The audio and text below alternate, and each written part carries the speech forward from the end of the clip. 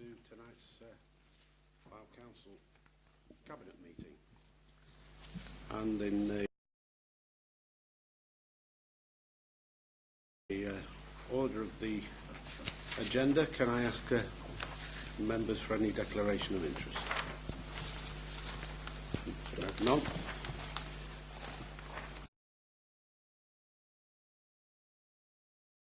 The confirmation, please, of the minutes of the Cabinet meeting on the 27th of June, proposed by Councillor Little, seconded by Councillor Fasackley. Are we all in favour of those? Thank you. I'll sign those for you. Thank you.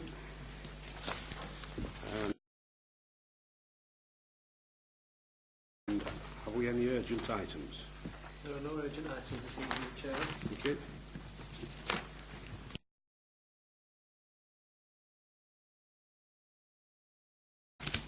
And with no more ado, takes us to item 4, which is the Policy Development Scrutiny Committee recommendations. Councillor Wilson, good evening. Good evening.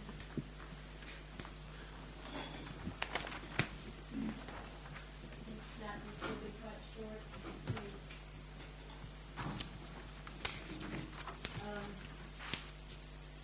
We have minutes from 2 meetings. The 12th of July and the 22nd of August. On the 12th of July, we looked at the medium-term financial strategy outturn position, and that was from taking us up to the end of the fiscal year. And we noted the report and asked that we could look at the underspend issues to see that baseline budgets were correct. The only other item was the swimming pool performance, and we've set up a task and finish group. The members of that task and finish group are meeting, I think they have met, or are meeting tomorrow. I'm not one today. The minutes for the 22nd of August was the request for recovery of a decision on the High Street Innovation Fund. It was not, the call-in was not accepted on the grounds that the decision was not against the interests of the residents of the borough. And that was it.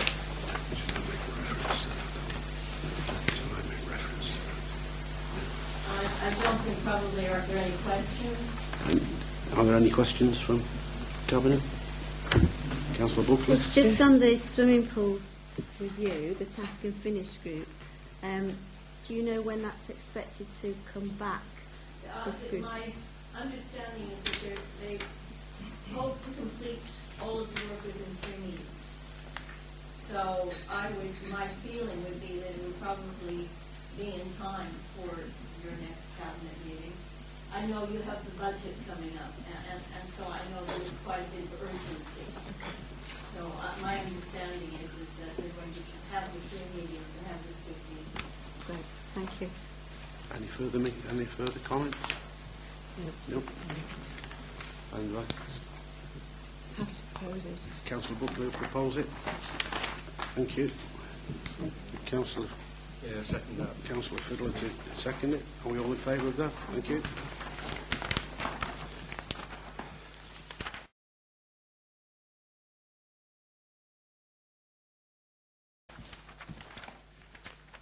Item 5 is the Community Focus Scrutiny Committee recommendations. And Councillor Mulholland, good evening to you. Good evening, Councillor. Good evening, Councillors. Thank you. We have, should be here for about an hour, Yeah. 26th of July meeting, allegedly end of year financial statement report. That's coincidentally as with the end of the OSP, we were due to come to it anyway at the July year. The annual report today is due to Chair Lancashire, and the annual report that all of those which is open reports. The second meeting was the 9th of August, which was a special committee focus meeting, taking on just the one item, the local council tax support. You have the recommendations there in front of you. I don't think there are really a lot of options. You know, we won't anybody go with it. Some comments and recommendations there to draw your questions. The last meeting got a little bit more meat on it, and that was the sorry. 6th of September. Coming back. 6th of September. Yeah, that's coming back to cabinet. Sorry.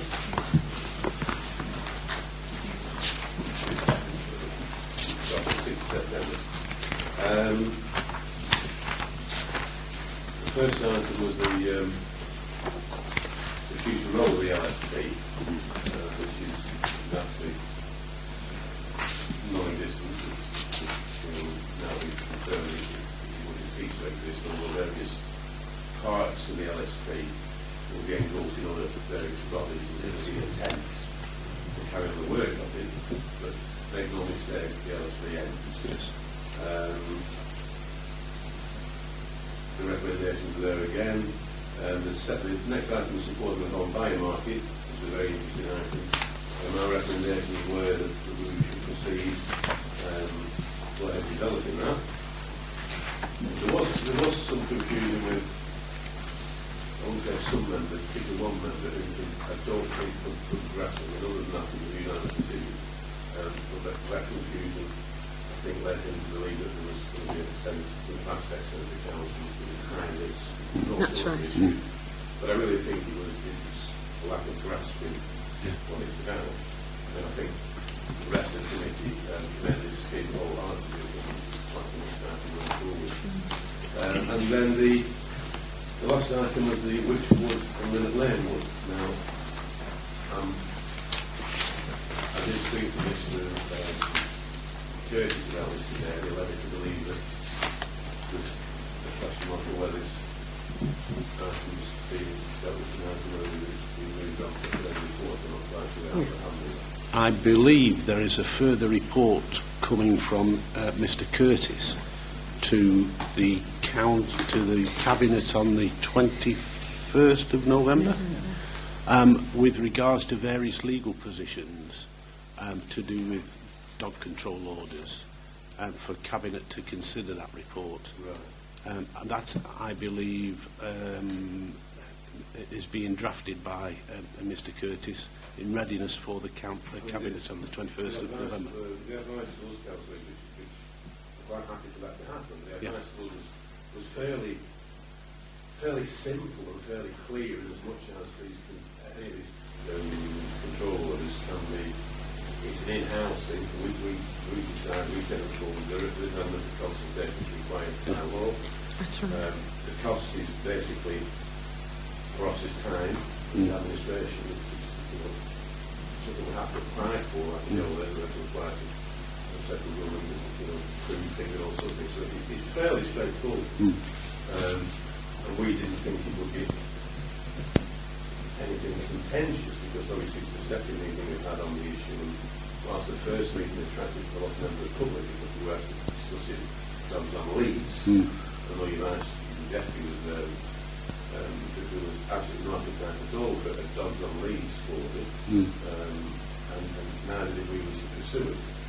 But dogs on leads, when requested, which is quite specific, we felt was at least attempting to help the people who come forward asking for help, and certainly was put forward as an accepted alternative by people at that meeting and had been promoted by the Dogs Trust, which used to be Canine Defence. So we thought that was a good way forward. But, you know, as I say, if you're happy to do a further report, then I'd rather comment. Do you want to comment on the further report? I think the further report is not going against the principles of any of the recommendations. It's clarifying one or two of the legal understanding behind it. With the meeting only being recently, 6th of September, there's not been enough time for double checking some of the legal implications that, from the soundings Ian Curtis has given us, there's going to be probably no significant problems with the recommendations. No, It's just a bit more detail added to it. I don't have a problem with that. I mean, just allow me to point out that this is not, like a lot of these things, saying putting an order in place doesn't mean that there's going to be a vast difference occurs, just like the not drinking in public places. What it does mean is that you're giving somebody who's asking for some ammunition, you're potentially giving some ammunition for certain circumstances. Yeah. We haven't got those places, we haven't got those ones. And the officer, it would have to be enforced by the town or a council. That's any employee in town or a council. Well, we obviously haven't got the resources to do that on a daily basis, but the idea was that, let's just say, for example, there should be a particularly unruly dog which regularly walked in the afternoon and regularly was a dog and regularly approaching children, frightened them or trampling down plants. But then we could be contacted, the dog would be contacted, and say, look, can you go in the afternoon and tell the owner of the toll station you've got away, you've fallen and leave? That's the sort of general idea. Right. Yes, that's right. So anyway, those are all the minutes. Thank you. Thank you. Councillor Pounder. Yeah, I think one of the other concerns we had was that this recommendation is just specific to Linnetwood and Wychwood.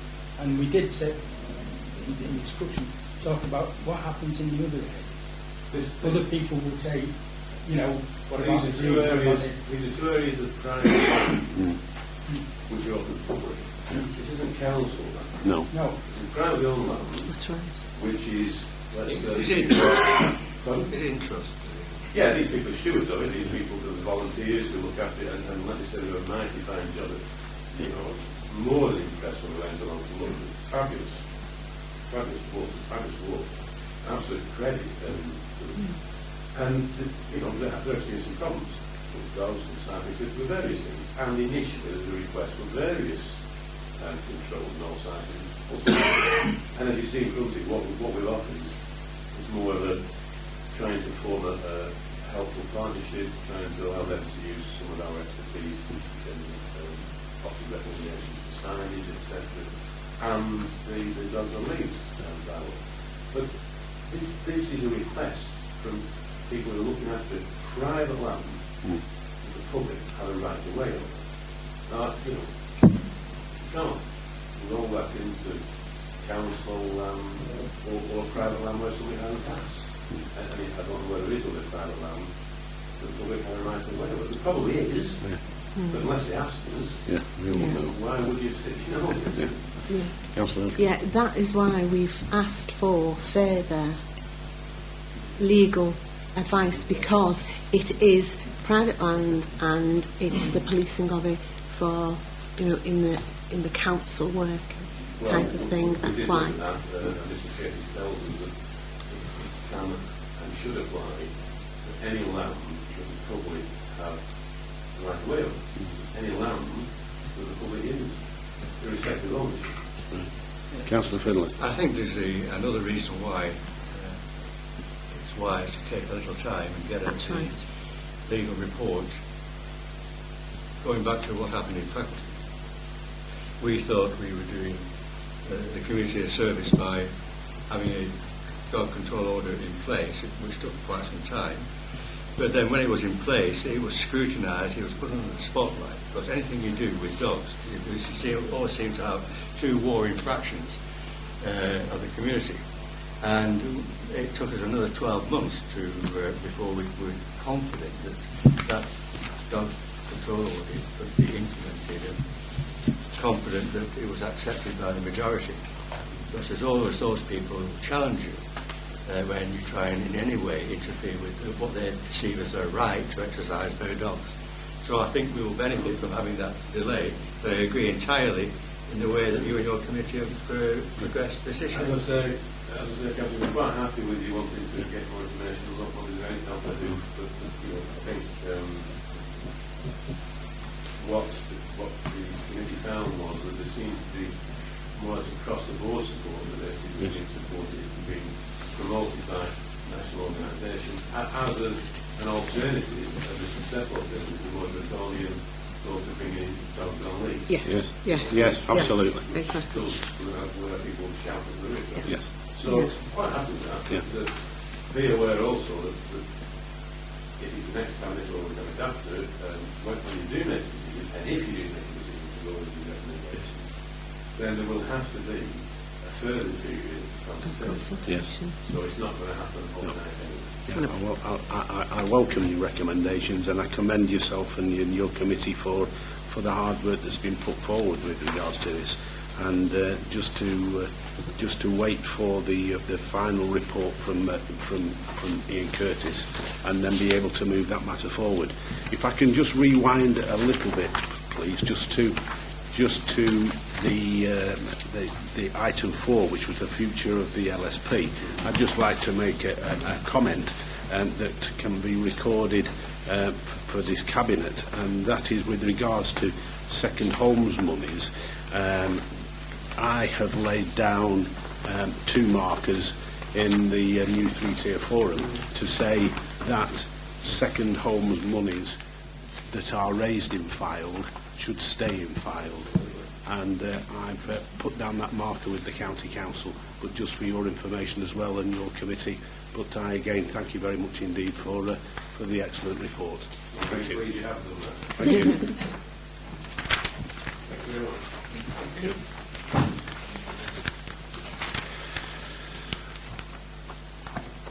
And with those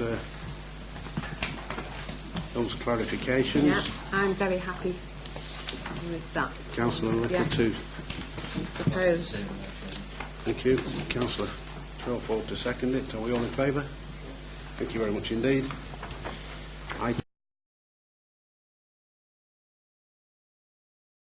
Item 6 is Members Development Steering Group. And good evening, Councillor Nash. Good evening. Good evening. Obviously, we've had 2 meetings since we last spoke in minutes. I'd like to just do a quick overview of the 2, and then 3 main things. We are bent on establishing a strategy for all members that enables every member to be able to draw on the right amount, on the right type of support and training as and when they need it. We're well aware that in last year, apart from induction training, the only training we carried out was learning hours.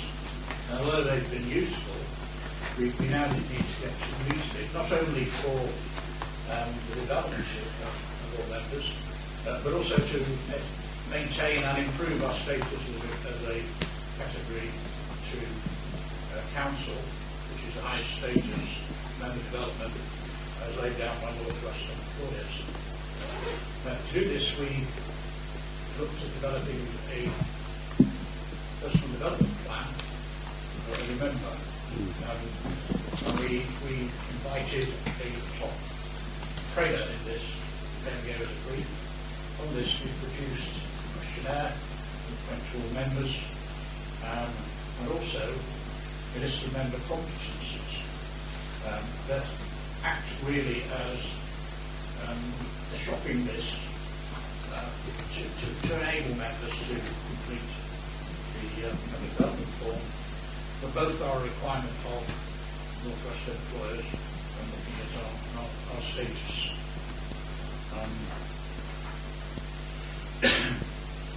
I'm glad to say that we've had over 80% return of the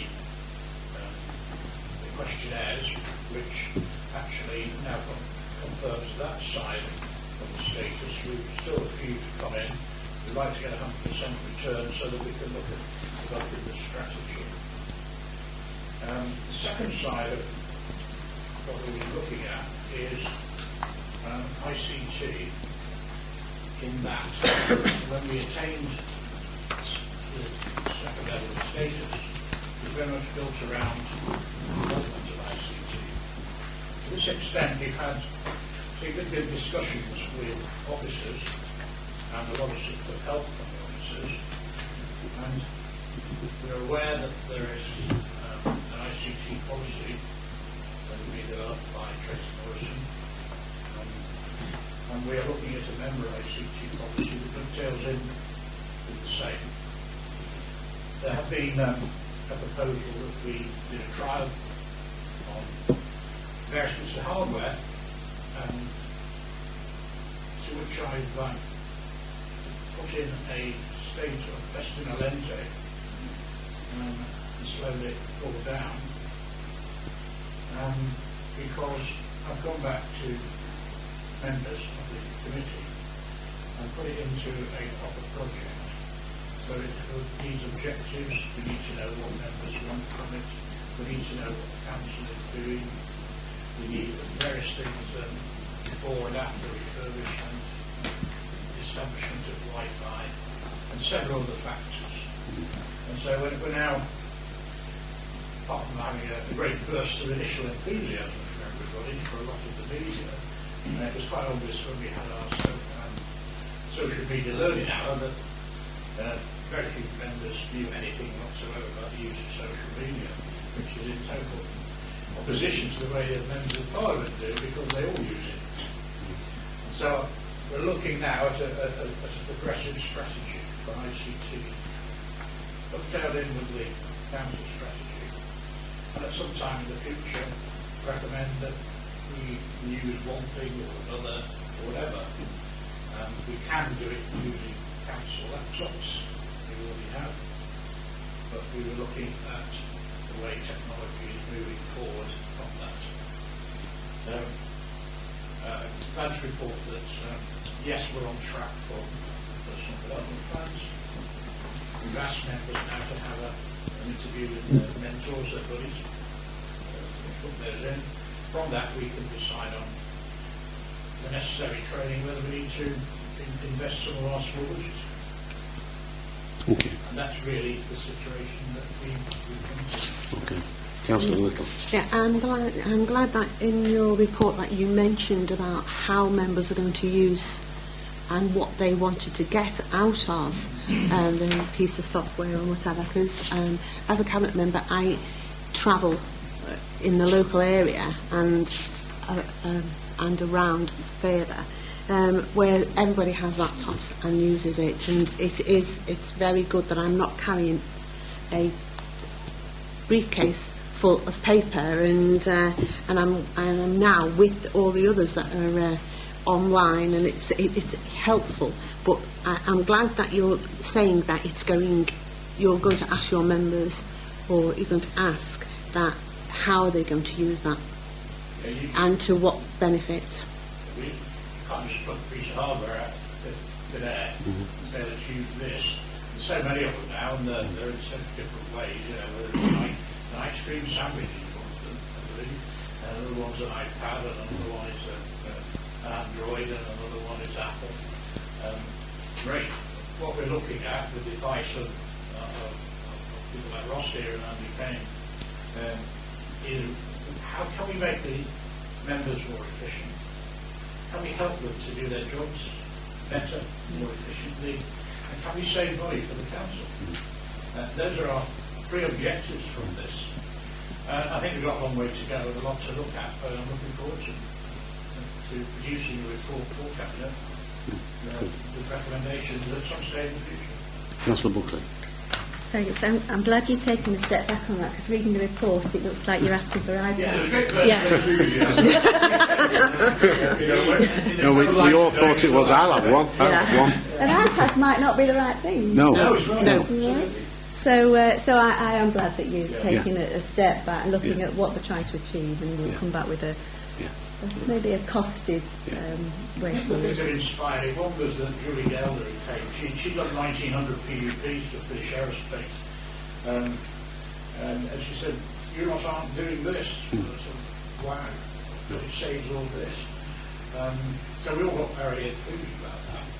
But when we started looking at the LGA, for example, has quite a bit of stuff about it. Some councils are already doing it, so we're going to watch and see what they do and look at where we can get best practice from. Yes. And we want to be the leading council on this, and we'll press that on. Well, I fully agree with Councillor Buckley that you've actually stepped back a little bit from it in order to investigate the ways forward and all the methods that are available, because that will be crucial in deciding which way we move forward. But I'm glad that we're embracing the sort of modern technology and moving forward.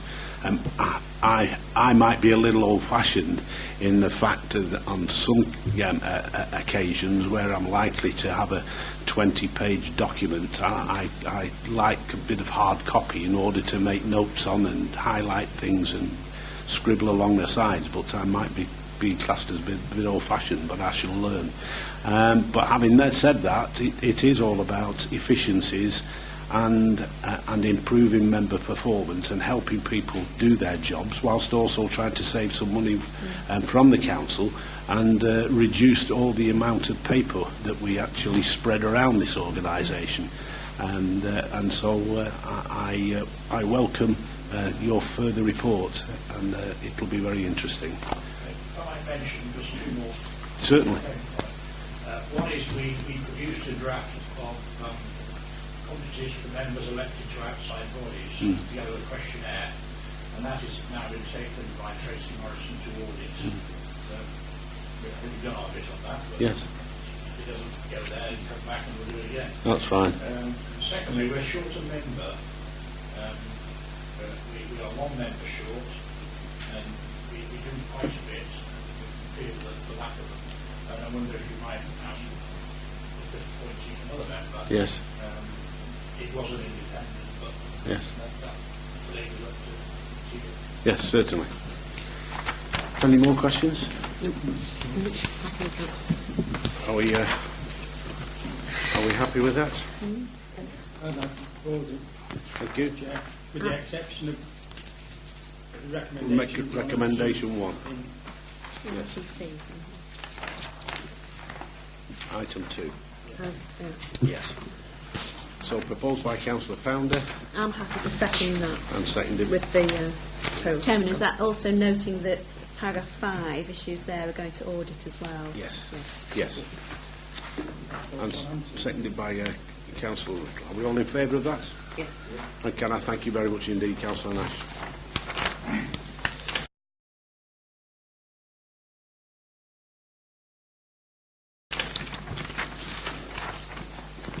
Item 7 is the timetable for developing budget proposals. And good evening, Mr. O'Donoghue. Chairman, thank you. This report sets out the timetable proposals for 13-14. As a building authority, the council is dependent upon the major fee sectors setting their council tax, and the report sets out the dates agreed for the fire authority and Lancashire County Council. It's worthy of note that the police authority as yet hasn't set its date, pending appointments of the police commissioner, but we are anticipating that ultimately when they set that date it won't be on our own timetable.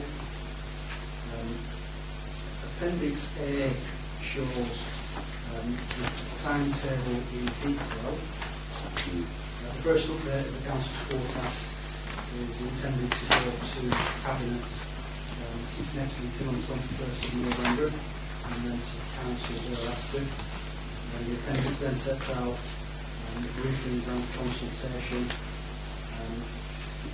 which is followed by a further update of the forecast after the grant settlement is known. That will come back to Cabinet on the 16th of January, and ultimately Council will set its budget at Council meeting on the 4th of March. And this is a standard report in that respect, and it's required in order that we can meet the statutory deadline for setting a budget and setting Council tax. Excellent. I'm very happy to propose it. We have to follow this. We do this every year. Yep. It comes around a bit quick. It does. It is amazing. Yeah, It's yeah. absolutely amazing. I thought we were only starting the new year, and now we start looking at budget setting meetings and looking forward to this business makes life pass very quickly. But I thank you for that report. Councillor Bush, any other questions from any members?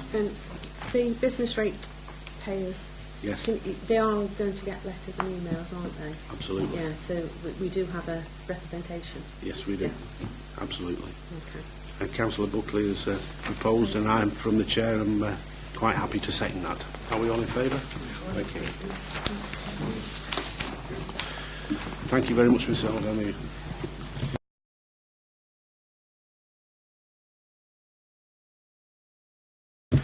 Item 8 is the Community Parks Improvement Programme, Waddington Plainfields Trim Trail.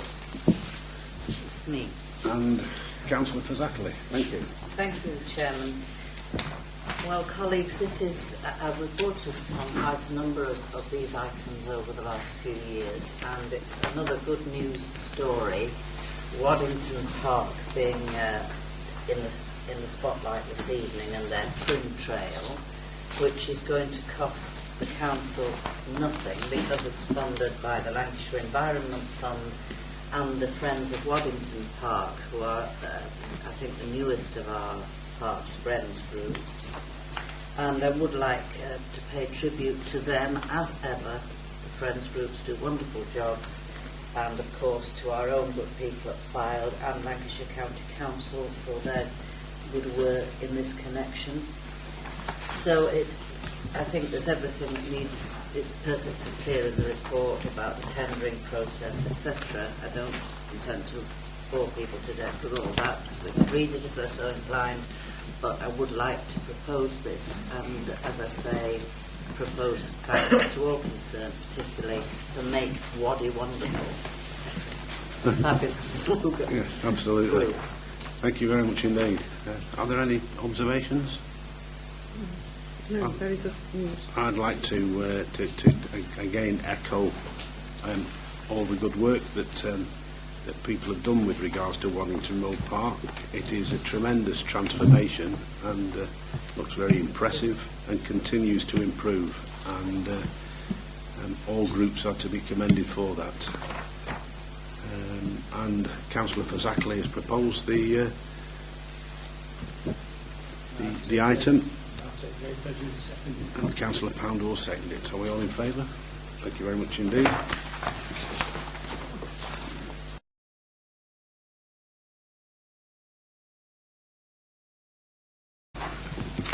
Item 9 is the supporting the home buyers market local authority mortgage scheme. And Mr. Gillett, good evening to you.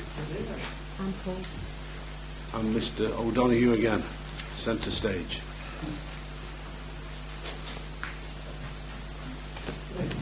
Good evening. Just on the few minutes to this report. The background to it is that we received a similar report 12 months ago. Yes. Where at that stage we were seeking approval to purchase some additional papers and documentation from about the scheme then, and for those papers to do review over the forthcoming months.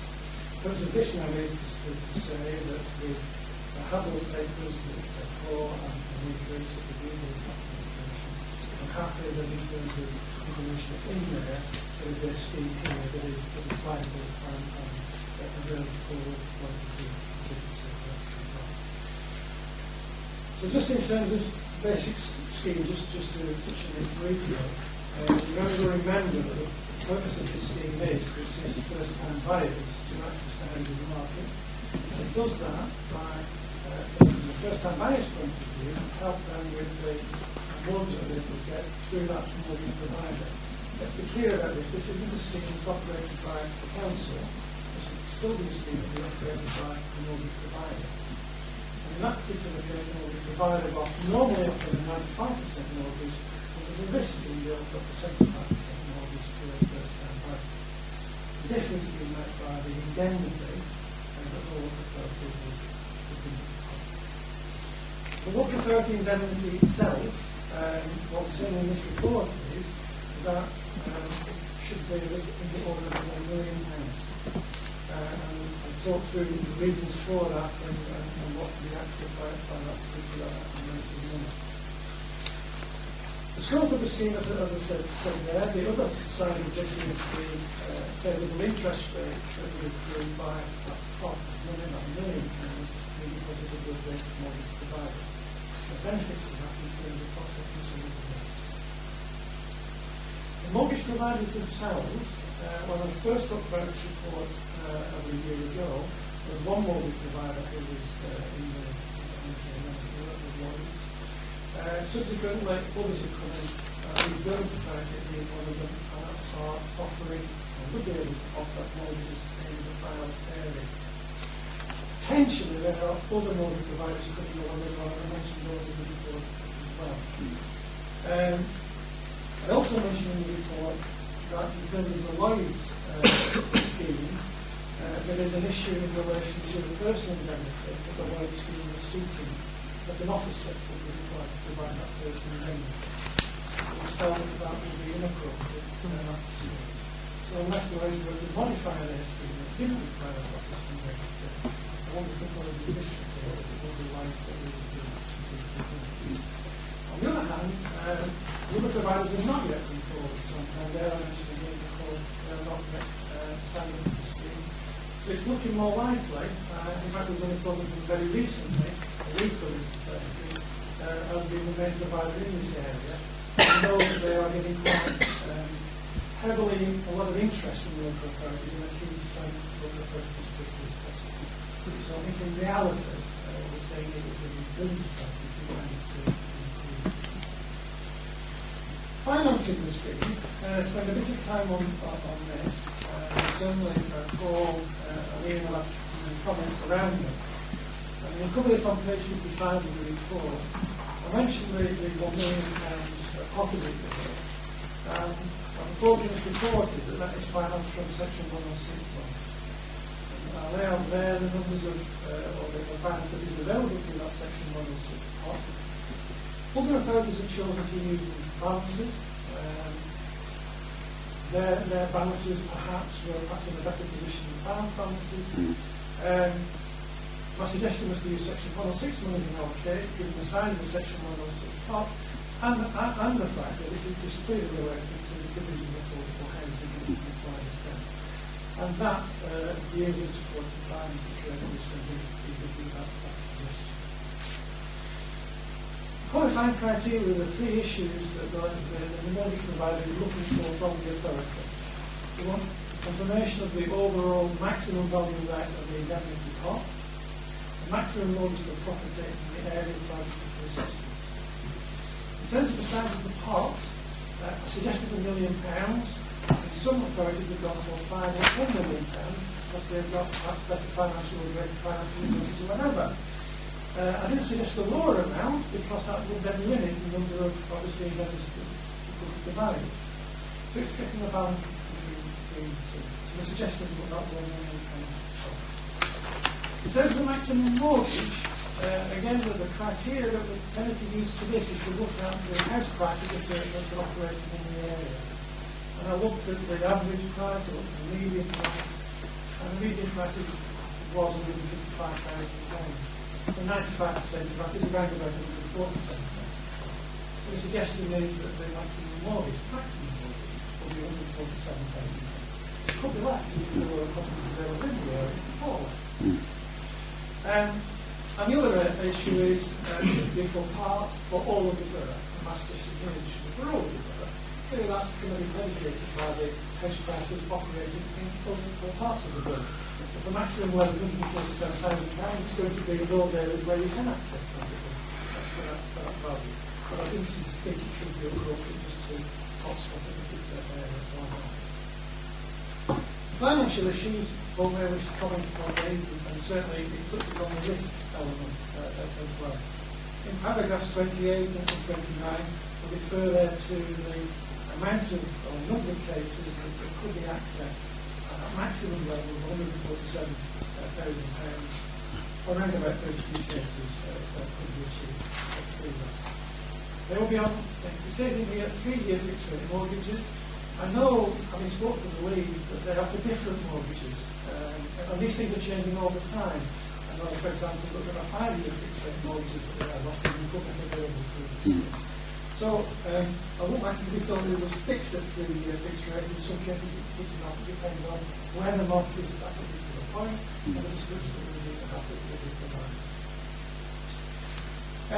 The issue that follows on from that is the risk. So clearly I need to point out to you those risks that are there. The main risks clearly is around many of those first-time buyers do default. Cover that in paragraphs 32 to 38.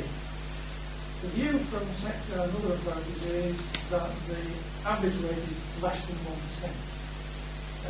So in terms of the numbers of cases that were reported, clearly very few in the 32 cases. On the other hand, as I said earlier on, the risk premium for that money deposited with the loans is at a higher rate. So therefore, the interest rate that would accrue as an authority is greater than would normally be accrued. So a sum of money would accrue.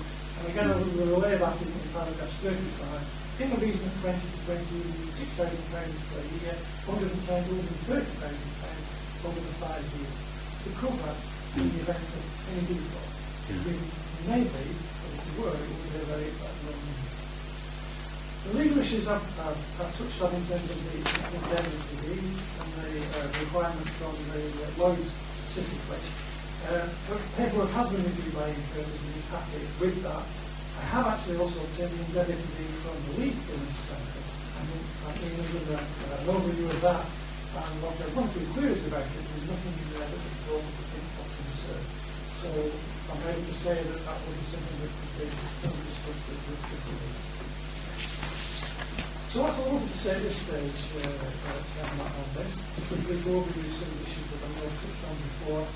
Probably touch on some more finance issues on this. Thank you very much.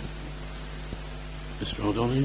Thank you, Chairman. I think David has very succinctly covered most of the points. I think just one thing to point out is that one of the recommendations is to approve the establishment of a new reserve into which the interest accrued from the £1 million deposit will be set.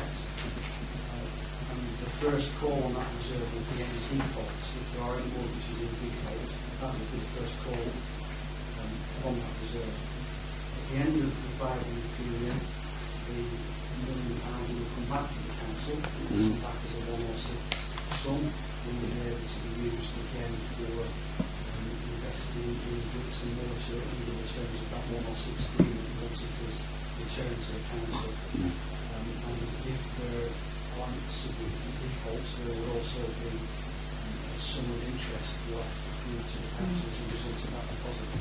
Yes. Am I correct in saying you can't use it again in the same manner? You could use it again for the local authority market scheme. Right. But Section 106 agreements are time limited. Yes. So the 106 monies that were likely to be subject to approval put into the scheme would be some of the most recently received 106 monies, yes, such that we will get them back after 5 years, we will still be within the 10-year window, yes, to reinvest those under the terms of the agreement. Right, okay. Councillor Buckley. Sorry, if you want to go ahead. When we brought this to scrutiny, there were certain questions which, if I'm allowed, I'll ask them. Well, one of the comments was banking is not our core business, really, in effect. So I think there was concern over that. But we're looking at... Oh, do you want to go on? Well, I think the scrutiny was a very good... It was a good debate, yes. Around this. A comment was made about why should the council get involved in the banking business. In reality, it's not involved in banking business. No. This is an indemnity. Yep. It's not in itself managing the process. It would be that provider. Whether that be a bank or a business sector. So I think I responded at the time by saying the council isn't getting involved in the banking process. It's providing an income. Yeah, thank you. Yeah, and I think there was also some concern over the latest government proposals on Section 106 monies. There might be less available in future. Will that have a bearing on it? Again, I think in terms of response to that, echoes Paul's point, the money that is put into the indemnity comes back. So in 5 years' time, it will be available for use at that stage, either to reinvest back into this or for affordable housing in the borough. And we will use that time to work up scheme to use that money in that 5 years period.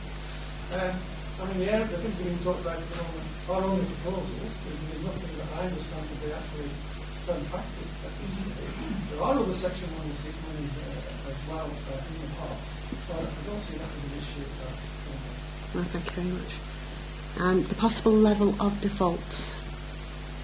Yes, I tried to cover this in the report by relating the fact that the National Statistics say that it's less than 1%. Right. So in terms of 32 cases, it would be very, very small if that national statistic applied here. I was asked a question, I remember at scrutiny, what's the position of the file? Yes. And I didn't have the answer to that, and I haven't got the answer to that question because that statistic doesn't appear to exist. But I've no reason to believe it's any different in file than anywhere else. And in fact, where my housing hat, as it were, in terms of people coming to us through default through their mortgages, I don't see that any different than anywhere else. So I've no reason to believe that the default rate will be higher here or there's such a rate of your concern. Yeah. And finally, is there a risk of the council losing money? Well, to be honest, there is a risk. I don't think we can say that there isn't one. I think the risk is offset by the mitigation practices. Yeah. Right. Thank you. No, that's right. I think that the report sets out paragraph 37, the most extreme position, however unlikely, is that the council will lose all that money, all the mortgages defaulted. But that's not extremely unlikely, given the national statistics on the rates of defaults. Thank you. Thank you very much. Thank Councillor you. Buckley. Can I just check with you that this scheme will only be available to a first-time buyer? First-time buyer, second-hand properties. Not new build. Not new build. That's the reason I'm by national scheme for new build. It specifically applies to first-time buyers, second-hand property.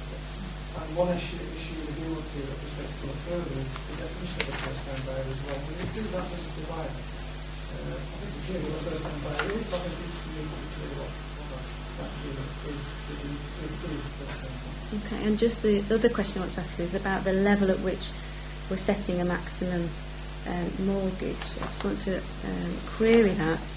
You've looked at, to set that figure, you've looked at median house price in Fylde, you say it's £155,000, and looking at 95% of that in order to reach that figure. And obviously, if we go off that figure, which is a maximum, I appreciate it's a maximum, but if they were all at the maximum, we would only be achieving 32 cases, which is not an awful lot for the £1 million would, disappointing in a way for the investment. Can we not bring that figure down? Why would a first-time buyer, who you'd think be going on the first rung of the ladder for a cheaper property, would not be achieving, I would say, a median house price in Wales?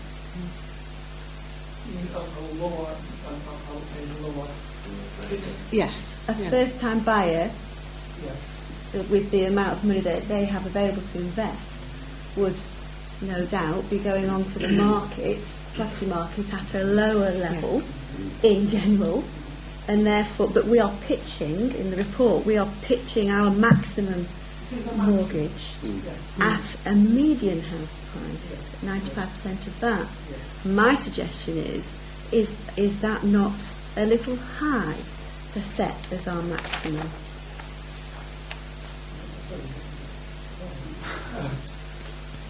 Yeah, 32, the number of cases would only be 32. All the people that took mortgages went on the yes. Yeah. So it would still mean that people who were purchasing a house for, say, 100,000 could still purchase the house at that lower value, and that would mean the number of cases would actually be more. Yeah. I'm querying why we are setting our maximum at £147,000. My thoughts will be setting lower than you're restricting the market, as it were. The house price clearly in this area is a little bit higher than elsewhere. Some authorities, I know, have actually set the level up in one case, That's right, yeah. to maximise the market, as it were, to get in the clients into the doors, to make sure that nobody excluded from that process. I'm trying to balance this here by looking at that reading to be able to accept everybody to come through the door because of the house prices isn't a bar. I don't understand what you're saying. I'm not grasping what you're saying in terms of by having a lower figure, but I'm just a bit concerned that might bar people that was the house price level might be so low that will Sure. I don't accept that there's a comparison to be made with another borough that has property prices at very different levels than us. We are looking at Fylde and what's the average house price in Fylde. I would be keen that this scheme has as many possibilities for a take-up as it possibly can. 32 realises at that maximum figure would only be 32.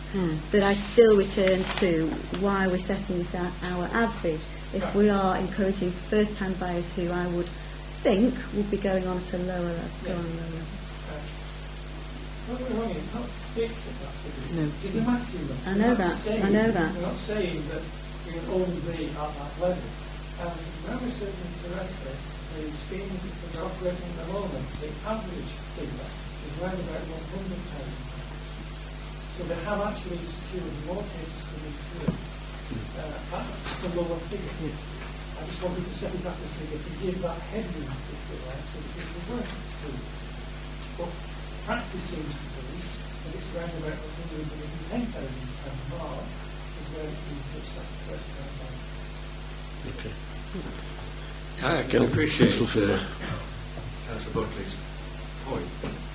Yes, I think I would go for the flexibility.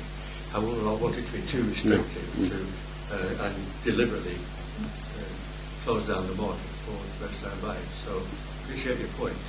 And you don't seem to be getting too much for your money when you say only 32. We know that's the maximum. But if you spend that £1 million on socially rented properties with roof-out housing, you'd probably get what's the average, about 50,000. You would deliver 20. So in that sort of simple analogy, you're helping far more. And these other issues about bankers and Section 106, well, from a banking, of course, it was answered. But what we are simply doing is facilitating and helping the concept of first-time buyers. And I think it's extremely important, and just to remind members of the committee and the members of the public, I am so pleased that we adopted this principle 12 months ago, because what has evolved since then, probably the greatest barrier for the economic growth through development that the government is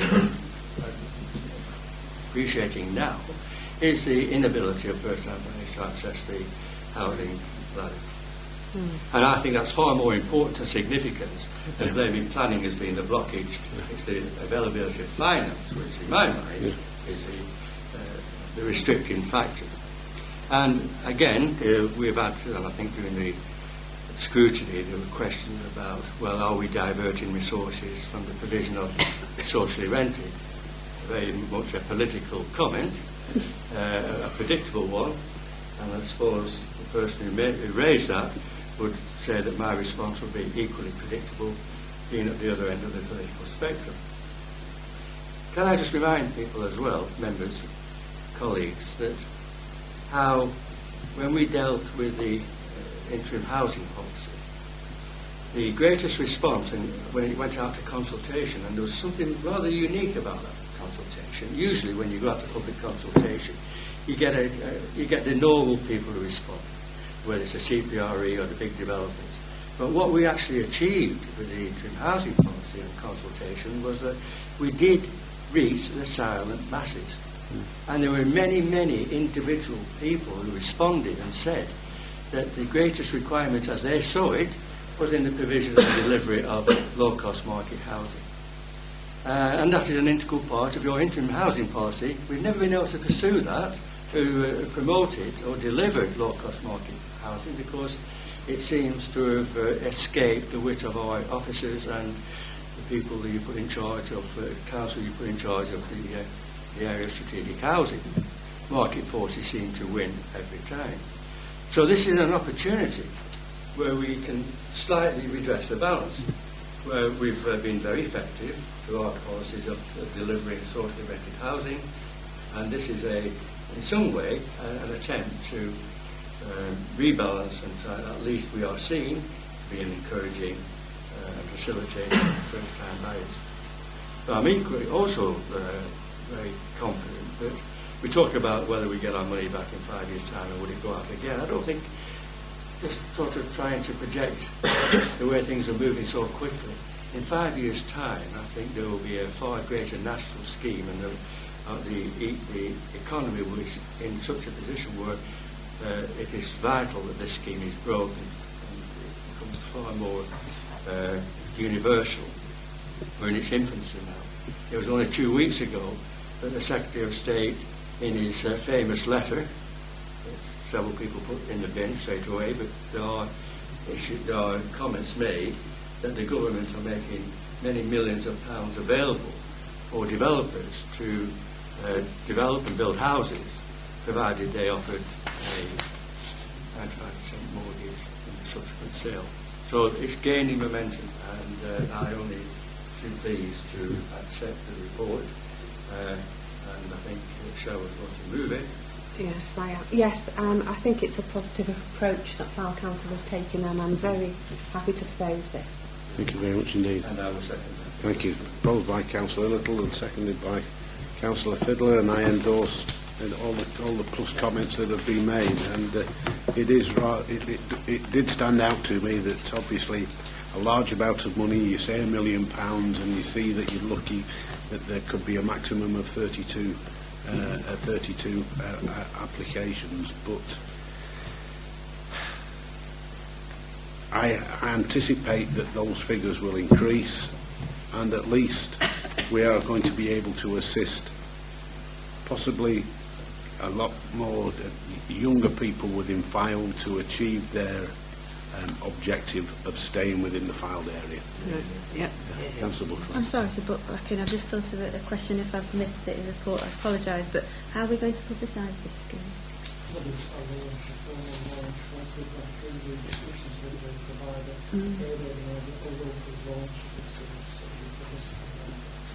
Okay. Thanks. Yep. So it's been proposed and seconded. Are we all in favour? Thank you very much indeed. And thank you very much indeed.